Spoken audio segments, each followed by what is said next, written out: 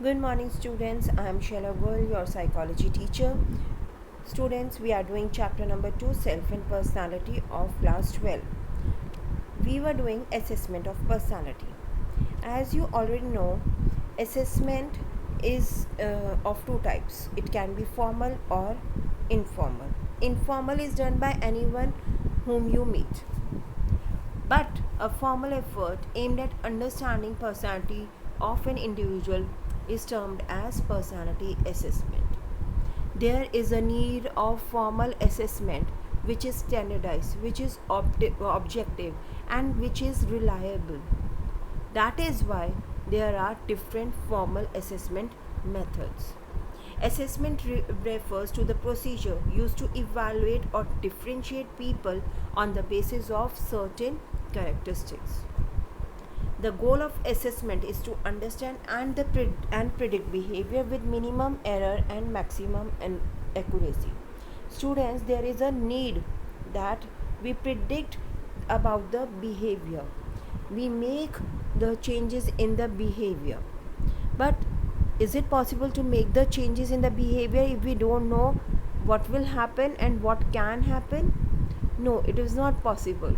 To make the effective changes, we need to understand the personality, we need to understand what kind of a behavior characteristics a person has.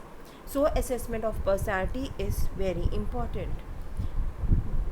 We are coming to the topic of behavioral analysis. Behavioral analysis is a very important part of formal assessment, in which a person's behavior is analyzed through the various methods of interview, observation, rating, nomination, and situational test. See, students, when a person is behaving in a certain way, the situation also affects us, okay, and it can also provide us lots of information about his personality. So we need to understand the personality behavior through the environment, through others point of view also. And behavioral analysis is that where we use data from interview, observation, rating, and many more. Now let's come to the first topic of interview. Interview, it is very commonly used method of assessment, right? This involves talking to the person being assessed and asking specific questions. See, in-depth interviewing is different from diagnostic interviewing. uh, a superficial interview can be what you see on the television, where people talk about few incidents, right? But diagnostic interviewing is in depth, where we try to go beyond what is the reality. We want to reach the depths of the consciousness of the person. So we have to understand the things beyond the replies of a person. We are not checking one incident or two, we are checking what is behind the answers. So it is very in depth, and there can be structured or unstructured interviews depending on the purpose or the goal of the assessment and according to the need. First is unstructured interview. The unstructured interview seeks to develop an impression about a person by asking a number of questions. The way a person presents himself and answers the questions carries enough potential to reveal about his or her personality. That means this unstructured interviews consist of number of questions which are of no fixed order, and the questions are also not fixed, where there is a little flexibility. The psychologist or the interviewer can ask the questions according to the need of the hour, according to the requirement of the study, and according to the responses made by the client.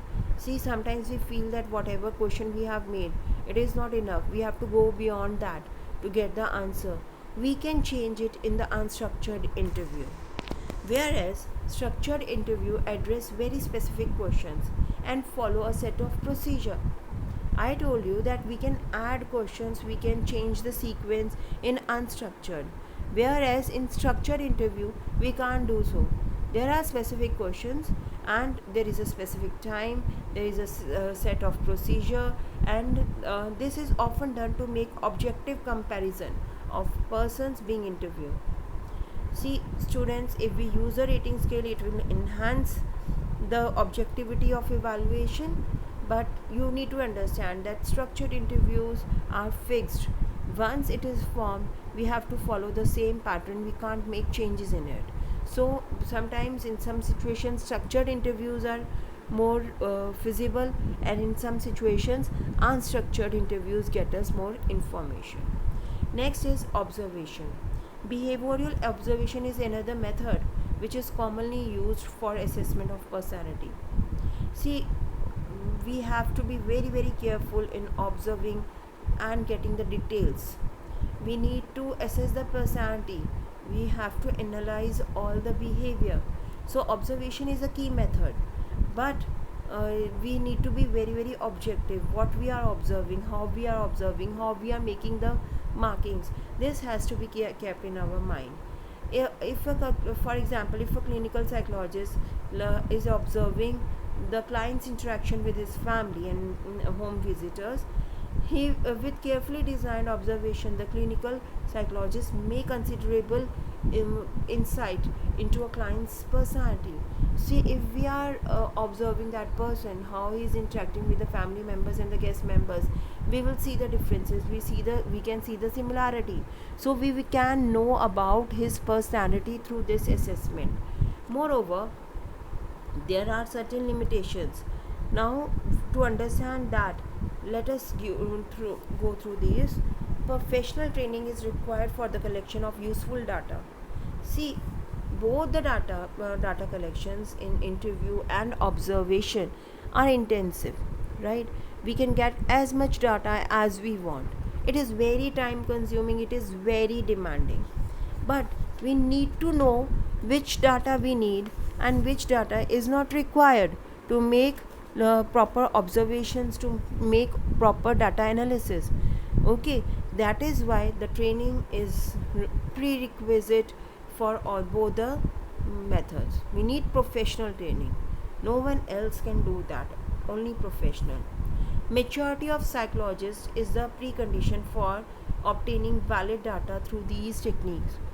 If a person who is collecting the data is not mature, he will be affected by the things that he is observing or watching while interviewing. Okay, so maturity is required to deal with the sensitive data of the client.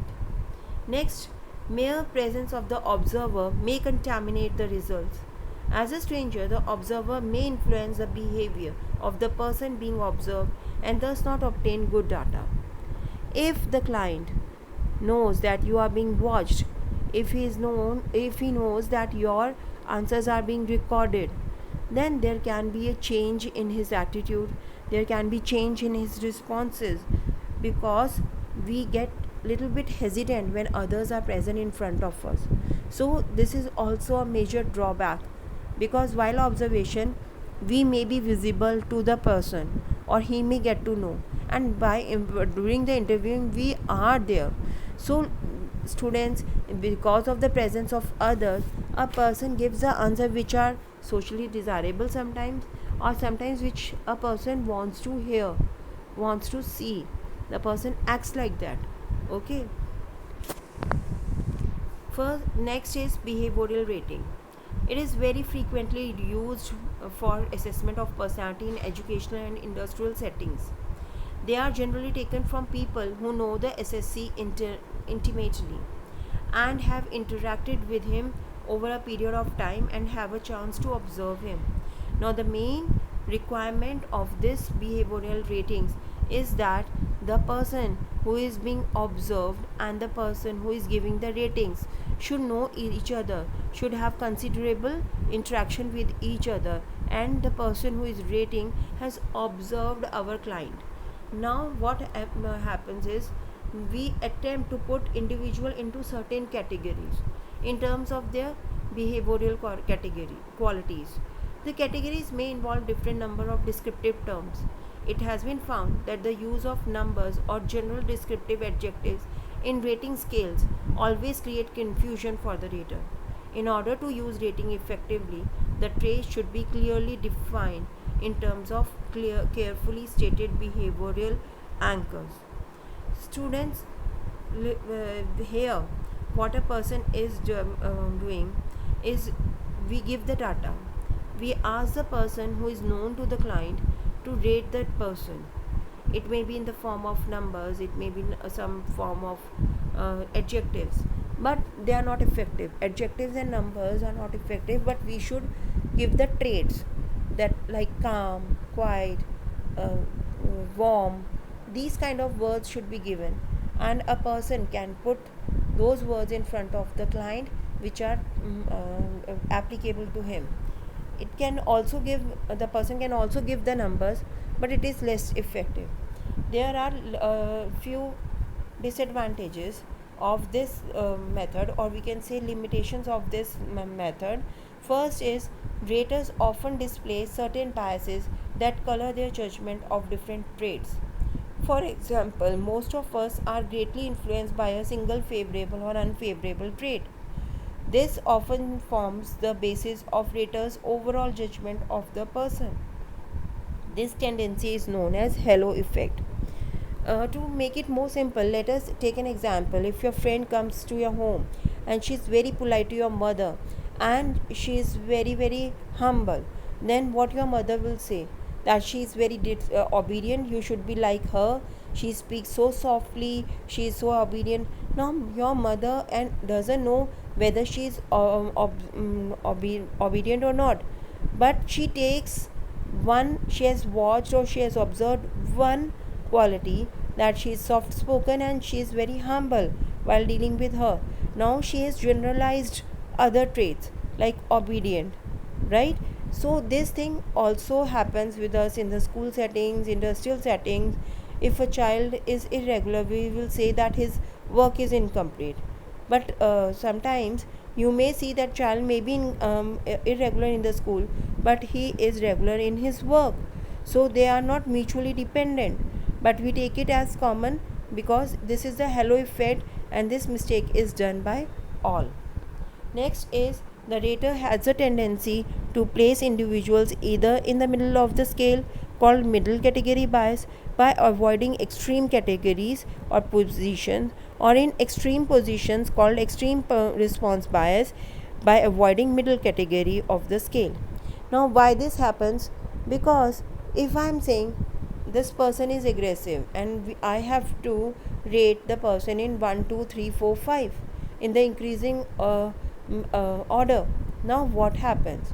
If I want to play safe and I don't want any kind of a struggle with that person, if he comes to know that I have rated him 5, then what I will do? I will keep him in the category of 3, where he is neither very, very calm or nor very, very aggressive. He is average, right? This is my way of protecting myself, and it is a way of keeping friendly with everyone if they come to know the results, right? And sometimes it may also happen that I had a fight with that person, and if I am asked to tell about the aggressiveness, then I will rate him 5 and say that he is very, very aggressive, because I have ignored the middle category bias because of my own experience with that person. So my experience or my attitude can affect the behavioral rating of the client. So students, let us understand that while using this rating scale, we need to be very, very cautious how we are using and what can it happen, what limitations we have. These tendencies can be overcome by providing raters with appropriate training, or by developing such scales in which response bias is likely to be small. Now it depends all on the scale. If the scale is good, then we can reduce this bias also. And if we have already trained the raters, then it will be better. Now next method is nomination method. In this method, we obtain peer assessment. Now here it is used for peer assessment, and those people who have a long term interaction, they know each other very well.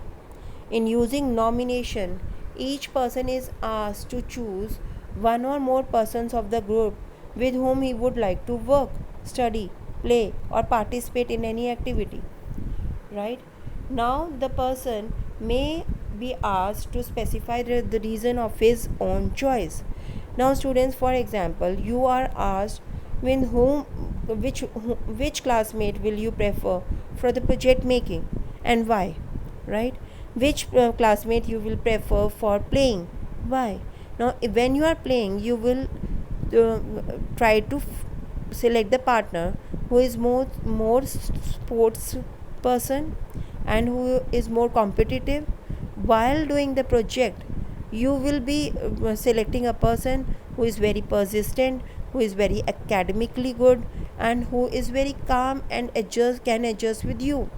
So this kind of a rating will help the person, and we can compare 10 people and see what were their preferences, and then we can collect the data of the whole class, 20 data or 30 people answers, and we can see the common person who is coming out at the top, right? So the person may also be asked to reason, and then we can understand the reason behind the preference. Nomination thus received may be analyzed to understand the personality and behavioral qualities of the person. This technique has been found to be highly dependable, although it may be affected by personal bias. Students, this is very reliable, because if we are collecting the data, same data from 50 students of the class, then and the reasons true, then we will be able to understand the in-depth qualities of the personality according to the peer group, and we can assess the personality in different form, and it can give us lots of insight also, which can be avoided in other tests. Last method is situational test. In this test, a variety of situational tests have been devised for the assessment of personality.